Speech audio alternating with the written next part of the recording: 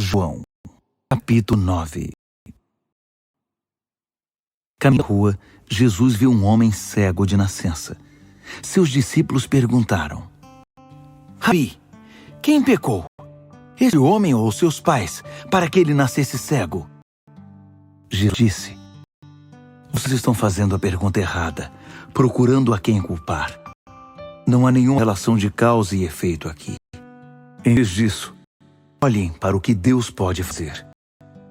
Precisamos trabalhar com energia por aquele que me enviou, enquanto o sol está brilhando.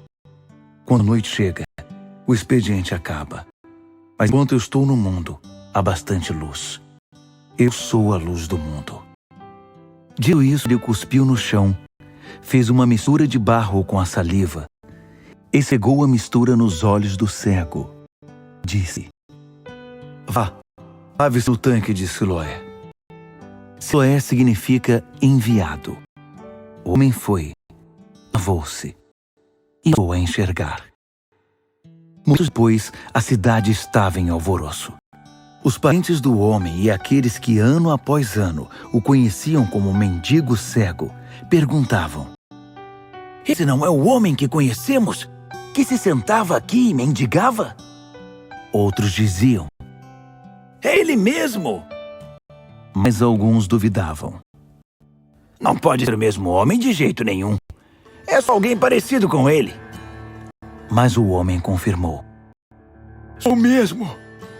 Eles o interrogaram: Como você conseguiu enxergar? Chamado Jesus fez uma mistura, esfregou-a nos meus olhos e disse: Vá a Siloé e lave-se ali. Eu fiz o que ele disse, lavei-me e comecei a enxergar. Então, onde ele está? Eu não sei. Eles levaram o homem aos fariseus, porque o dia em que Jesus fez a mistura e curou a cegueira dele era sábado. Os fariseus o interrogaram de novo, para saber como ele havia conseguido enxergar. Ele respondeu: Ele pôs uma mistura em meus olhos, eu me lavei e agora vejo. Alguns dos fariseus resmungaram: Obviamente esse homem não pode ser de Deus. Ele não guarda o sábado. Outros argumentaram: Como um homem mau pode realizar milagres, atos que revelam o próprio Deus? Assim houve divisão entre eles. Eles voltaram a interrogar o cego: Você é o perito aqui. Ele abriu seus olhos. O que você tem a dizer sobre isso? E disse: Ele é um profeta. Os judeus se recusavam a acreditar que aquele homem havia sido cego a vida toda. Então chamaram os pais do homem, que agora enxergava muito bem, e perguntaram: Esse é o filho de vocês? O que vocês dizem que nasceu cego? Então como ele pode ver agora? Seus pais disseram: Sabemos que ele é nosso filho e sabemos que ele nasceu cego. Mas não sabemos como veio a enxergar. Não temos a menor ideia de quem abriu os olhos dele. Por que não perguntam a ele? Já é adulto, pode falar por si. Os pais dele falaram assim, porque tinham medo dos líderes judeus que haviam determinado que quem afirmasse que Jesus era o Messias seria expulso da sinagoga. Foi por isso que os pais disseram: Perguntem a ele, já é adulto. Eles convocaram o ex-cego segunda vez e disseram: Dê crédito a Deus. Sabemos que aquele homem é um impostor. Ele replicou: Não sei nada sobre isso, mas de uma coisa eu tenho certeza. Eu era cego e agora vejo. Eles perguntaram: Como ele fez isso a você? Como ele abriu seus olhos? Perguntei mais de uma vez e vocês não ouviram. Porque querem ouvir de novo? Querem se tornar discípulos dele? A resposta deixou-os furiosos. Discípulo dele é você.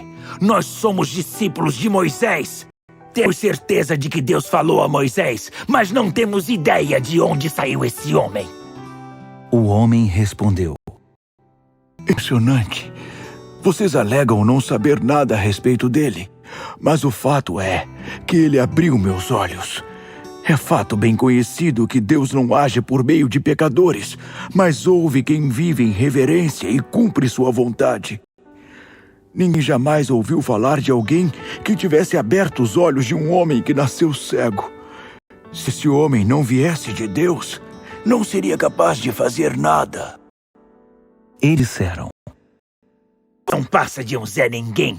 Como ousa querer nos ensinar? Então correram com ele dali. Jesus soube que eles o haviam expulsado. Procurou por ele e o achou. Então perguntou: Você acredita no Filho do Homem?